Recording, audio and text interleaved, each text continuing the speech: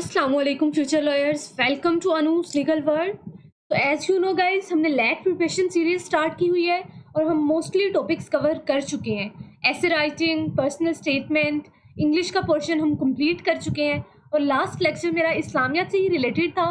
वो पार्ट 1 था जिसमें हमने कंप्लीट डिस्कस किया कि कौन कौन से टॉपिक एक्सपेक्टेड हैं कि उनके अंदर से MCQs आएँ। मैंने आपको सब टॉपिक्स भी बता दिए और बता दिया कि उनसे रिलेटेड कौन सी बेसिक इन्फॉर्मेशन है जो आपने लेनी है, उसमें आपने रिसर्च करनी है। और मैंने आपको बताया था कि ख़ास तौर पे आपने फोकस करना है न्यूमेरिक वैल्यूज़ के ऊपर कि कुरान पाक में कितनी सूरतें हैं, कितनी आयात हैं, कौन सी मदनी है, कितनी मक्की है, इन सब चीज़ों के ऊपर आपने फोकस रखना है। आपको मैंने टॉपिक्स बता दिए। आज का लेक्चर हमारा रिलेटेड टू है पास्ट पेपर्स। पास्ट पेपर्स में जितने MCQs आए हैं इस्लामियत से रिलेटेड, उनमें से मैंने कुछ MCQs चूज़ किए हैं। आज के लेक्चर में हम उन्हें डिस्कस करेंगे और मैं आपको बताऊंगी कि उनसे रेलिवेंट कौन कौन से MCQs आ सकते हैं। चलिए मूव करते हैं अपने टॉपिक की तरफ। फर्स्ट ऑफ ऑल हमारे पास MCQs है, प्रॉफिट मोहम्मद सल्लल्लाहु अलैहि वसल्लम बिलोंग्स टू विच फैमिली। तो इसका आंसर हाशमी है। कुछ बच्चे इसमें कंफ्यूज होंगे कुरैश या हाशमी। तो आपने याद रखना है कि उनका जो कबीला है, उनका ट्राइब कुरैश है, लेकिन उनकी फैमिली हाशमी है। इसमें आपने कंफ्यूज नहीं होना। नेक्स्ट हमारे पास है, how many daughters did prophet Muhammad सल्लल्लाहु अलैहि वसल्लम हैव। तो डिफरेंट फिक का इस पर डिफरेंट ओपिनियन है, लेकिन स्टूडेंट्स आपने याद रखना है आपका जो भी फिक है, जो एग्जामिनर है वो सुन्नी स्कूल ऑफ थॉट के हिसाब से आपका पेपर जो है वो जज कर रहा होता है और उसी हिसाब से वो चेक करेगा। तो सुन्नी स्कूल ऑफ थॉट में हज़रत मोहम्मद सल्लल्लाहु अलैहि वसल्लम की 4 डॉटर्स हैं, तो आपने 4 इसका लगाना है, 4 ही लगाना है। और आपने ये भी देख के जाना है कि उनके नेम कौन से हैं, चारों के नेम याद करके जाने हैं। ये भी क्वेश्चन आ सकता है। देन हमारे पास एक MCQs है, वेयर डिड प्रॉफिट मोहम्मद सल्लल्लाहु अलैहि वसल्लम स्पेंड हिज लास्ट डेज। तो ये भी बहुत इंपॉर्टेंट क्वेश्चन है। मोस्टली स्टूडेंट्स को इसका पता होगा, आपने वाक़यात सुने होंगे कि लास्ट डेज जो थे वो हज़रत आयशा रज़ी अल्लाह तआला अन्हा के हुजरे में नबी सल्लल्लाहु अलैहि वसल्लम ने गुजारे। तो इसका आंसर हज़रत आयशा, हाउस ऑफ हज़रत आयशा है। देन हमारे पास आता है, who propose the idea of giving अजान फर्स्ट टाइम। तो ये मे बी कुछ स्टूडेंट्स को नहीं पता होगा, तो आज आप लोग ये देख लें कि फर्स्ट टाइम जो अजान का आइडिया है वो हज़रत उमर ने प्रपोज किया था। ये भी MCQs पास्ट पेपर में आ चुका है। देन हमारे पास आता है, in how many battles did prophet Muhammad सल्लल्लाहु अलैहि वसल्लम पार्टिसिपेट। मैंने आपको बताया था बैटल से रिलेटेड ज़रूर 2 से 3 MCQs आ जाते हैं। बैटल्स को आपने बिल्कुल भी इग्नोर नहीं करना, आपने देख के जाना है ओहद में कितने पार्टिसिपेंट थे मोहम्मद सल्लल्लाहु अलैहि वसल्लम की तरफ से, कितने कुफार की तरफ थे, कौन कौन लीडर था उसका, कौन जीता। मेन जो बेसिक पॉइंट्स हैं वो सारे आपने तैयार करके जाने हैं। उसका आसान तरीका ये होता है कि आप नोटबुक पकड़ें, पेंसिल पकड़ें, एक टेबल बना लें, एक तरफ बैटल्स के नाम लिखें, आगे लिखें कि कितने मुसलमान थे, कितने कुफार थे, कौन जीता, कौन कौन उनके लीडर थे, क्या क्या मेन इवेंट्स हुए। पर ये जो हमारे पास MCQs है, ये पास्ट पेपर में आया हुआ है कि नबी सल्लल्लाहु अलैहि वसल्लम ने कितनी जंगों में शिरकत की, तो उसका आंसर 29 है। देन हमारे पास आता है, treaty of Hudaibiya was signed in which year. Treaty of Hudaibiya से रिलेटेड भी काफ़ी क्वेश्चन आते हैं। इसका आंसर यहाँ पे 6 से H है, लेकिन ट्रीटी ऑफ हुदैबिया से रिलेटेड आ जाते हैं कौन से सहाबी ने मेन रोल प्ले किया, तो हज़रत उस्मान ने किया। ट्रीटी ऑफ हुदैबिया लिखा किसने, तो वो हज़रत अली ने लिखा। ये चीज़ आपने देख लेनी है। और ट्रीटी ऑफ हुदैबिया हुआ किस लिए था, ये भी आपको याद होना चाहिए कि जब नबी सल्लल्लाहु अलैहि वसल्लम सहाबा को लेकर मदीना से मक्का गए थे हज के लिए, तो जो अहले यहूद जो थे उन्होंने उन्हें हज नहीं करने दिया और उन्होंने कहा कि आप ट्रीटी करेंगे, 10 साल तक आप इन असूलों पे कायम रहेंगे, उसके बाद आप हज के लिए आ सकते हैं। तो ये ट्रीटी ऑफ हुदैबिया का ये मकसद था। देन हमारे पास नेक्स्ट आता है, इन विच गज़वा were Muslims in majority compare to the enemy. हमें सब पता है कि जितने भी गज़वात हुए उन सब में जो दुश्मन है, जो कुफार हैं, वो बहुत ज़्यादा थे और मुसलमान बहुत कम थे। बदर भी हमने पढ़ा, ओहद भी, खैबर भी, इन सब में मुसलमान बहुत कम थे कुफार की निस्बत और अल्लाह ताला ने उनकी मदद की। लेकिन जो ग़ज़वा हुनैन था उसमें मुसलमान ज़्यादा थे और कुफार कम थे, ये आपने याद रखना है। देन हमारे पास आता है, who suggested digging a trench in the battle of खंदक।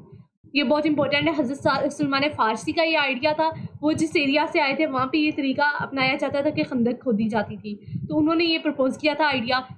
नबी सल्लल्लाहु अलैहि वसल्लम चाह रहे थे कि हम लोग मदीना से बाहर जाके जंग करें, बट जब सहाबा ने कुछ और सजेस्ट किया, सलमान फ़ारसी ने कहा खंदक खोद लेते हैं, मोस्टली सहाबा ने एग्री किया, तो नबी सल्लल्लाहु अलैहि वसल्लम ने उनसे एग्री किया। ये वाला क्वेश्चन भी आ सकता है। उसके बाद, विच battle was very decisive for इस्लाम। इसका आंसर है बदर। इसके आपने फैक्ट्स देख के जाने हैं कि क्या वजह हुई थी बदर में। उसके बाद हम देखते हैं मिसाक Medina was signed between Muslims and, कि मिसाक मदीना जो हुआ था वो किन दो कौमों के या फिर दो मजहबों के दरमियान हुआ था। तो एक तो मुसलमान थे, ये तो हमें पता है, दूसरे कौन थे? दूसरे ज्यूज थे, यहूद थे। देन हमारे पास आता है, अच्छा ये बहुत इंपॉर्टेंट है, अभी ये चीज़ नोट कर लें, अभी जाके आपने सर्च करना है कि कौन सी 4 आसमानी किताबें हैं और कौन कौन से नबी के ऊपर वो रिवील हुई हैं। आप देख सकते हैं एक एमसीक्यू में से ये वाला भी आया हुआ है कि ज़बूर कौन से नबी के ऊपर रिवील हुई है, तो वो हज़रत दाऊद के ऊपर हुई है। बाकी 3 का आपने देख के जाना है। देन हमारे पास है who was given the title sword of Allah. अच्छा, अल्लाह की तलवार किसे कहा जाता है? हज़रत खालिद बिन वलीद को। हज़रत खालिद बिन वलीद से रिलेटेड भी क्वेश्चन आते हैं, आपने तैयार करके जाना है कि उहद में भी वो कुफ़ार के साथ थे, बदर में भी कुफ़ार के साथ थे, फिर क्या हुआ कि वो अचानक चेंज हुए और मुसलमान हो गए और इतने अच्छे से जंगें लड़ी कि अल्लाह ने उन्हें अल्लाह की तलवार तक का खिताब किया, टाइटल उन्हें मिला। तो ये चीज़ आपने याद रखनी है। देन हमारे पास आता है खतीबुल अंबिया वाज द टाइटल ऑफ, किसका टाइटल है ये? प्रॉफिट शुएब का। मेन जो हमारे प्रॉफिट्स हैं उनकी क्या क्या खसूसियात हैं वो भी आपने देख के जानी है। उसके बाद है हज is performed on which day of जिल हज, किस डेट को परफॉर्म होता है? आप सबको पता है 9th को, तो ये भी आपने याद रखना है। Which ritual can be performed any time of the year? Hajj, Umrah, both या नन? आपको पता है हज हम पूरा साल अदा नहीं कर सकते, सब मुसलमानों को इस बात का पता है, लेकिन जो उम्रा है वो पूरा साल परफॉर्म किया जा सकता है, तो इसका आंसर उम्रा है। देन हमारे पास आता है what is charged on agricultural land. अच्छा, एग्रीकल्चरल लैंड के ऊपर क्या चार्ज होता है? इस्लाम में उशर होता है। उशर का मीनिंग भी पूछा जा सकता है, उशर का मतलब 10 है। जो भी आपकी ज़रूरी ज़मीन है उसके ऊपर 10% जो है आप पे करते हो, उससे हम उशर कहते हैं। उसके बाद हमारे पास है what is the dictionary meaning of zakat. ज़कात का मीनिंग बहुत से बच्चे इसके अंदर कंफ्यूज हो सकते हैं, अगर आपने नहीं प्रिपेयर किया हुआ आप लगा सकते हैं कि पेमेंट टू पुअर, ये भी हो सकता है, वर्शिप भी हो सकता है, लेकिन इसका सही मानी टू प्योरीफाई है। उसके बाद हमारे पास एक एमसीक्यूज़ है तज़किया मीन्स। तज़किया का मतलब क्या है?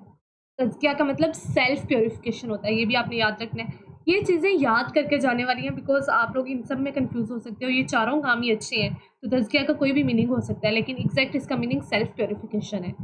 उसके बाद है which surah gives the most concise description of tawheed. हम सबको पता है तौहीद सबसे ज़्यादा छोटी सूरत जो है वो सूरह इखलास है, जो कि पूरी की पूरी अल्लाह ताला की वहदानियत के बारे में बता रही है, तौहीद के बारे में बता रही है। तो इसका जवाब सूरह इखलास है। ये भी आ सकता है कि सबसे छोटी सूरत कौन सी है? सूरह कौसर आप बताएंगे। सबसे बड़ी सूरत कौन सी है? सूरह बकरा बताएंगे। ऐसे क्वेश्चन आ सकते हैं। उसके बाद हमारे पास है which surah mentions laws about marriage and divorce. तो इसका आंसर सूरह निसा है। जिन बच्चों को पता होगा कि निसा सूरत आई ही औरतों के लिए है, तो उस सूरत के अंदर मैरिज और डिवोर्स इस टाइप के टॉपिक्स जो हैं, इनके जो लॉज हैं वो मैंशनड हैं। तो ये भी हो गया। मैंने कोई 20 MCQs पास्ट पेपर से डिस्कस कर लिया, बाकी आप लोग जाके वेबसाइट से पास्ट पेपर ले सकते हैं। मेरा मकसद यही था कि आपको आइडिया दूं कि जिस टाइप के MCQs आए हुए हैं सिर्फ आपने उससे तैयार नहीं करना, उससे रेलिवेंट जितनी इन्फॉर्मेशन है वो सारी लेनी है। तो आज के लेक्चर में हमने इस्लामिक को कंप्लीट कर लिया है। नेक्स्ट मैं जाऊंगी उर्दू के पोर्शन की तरफ, फिर हम जनरल नॉलेज, मैथ्स और पाक स्टडीज़ को भी डिस्कस करेंगे। तो अगर आप वो भी लेक्चर्स देखना चाहते हैं तो अभी जाएं and subscribe to Anu's legal world and don't forget to press the bell icon.